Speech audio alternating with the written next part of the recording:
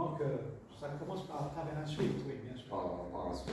Donc, il faut que l'engagement, l'engagement provient de la banque du vendeur, qui est la banque contre garantie. Oui. Voilà, c'est la Très banque contre garantie. Voilà, très bien.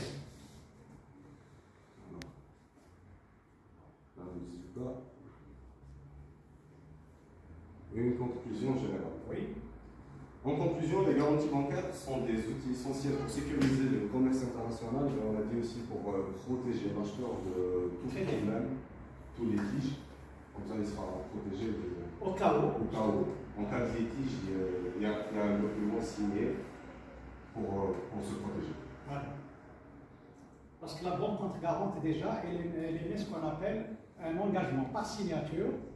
Ouais. C'est un engagement par signature.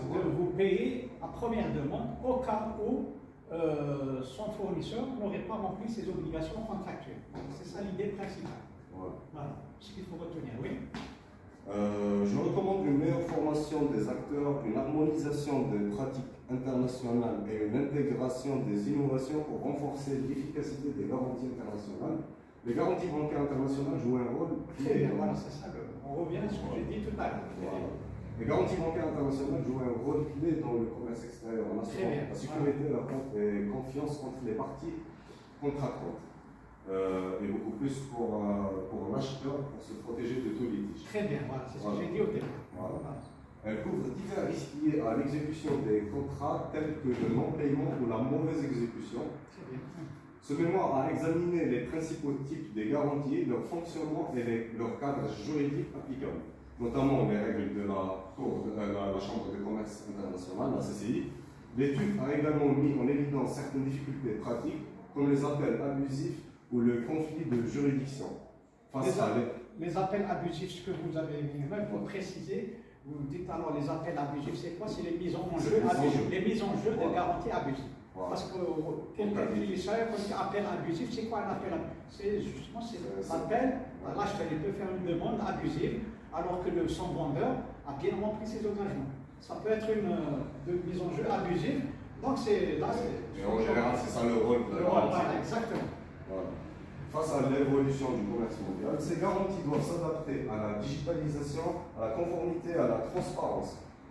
L'harmonisation des pratiques, la formation des acteurs et l'intégration des innovations sont essentielles pour maintenir leur efficacité. Très bien, voilà. Alors, merci pour votre attention. Je suis à votre disposition pour toutes questions. Voilà. Donc, pour votre mémoire jusqu'à présent, je ne vous le cache pas, vous avez bien présenté, ça prouve que vous avez maîtrisé votre sujet, sauf que pour certains critères qu'il faut préciser, parce que parfois, ce n'est pas tout le monde qui maîtrise les garanties bancaires internationales, il faut être un peu plus précis.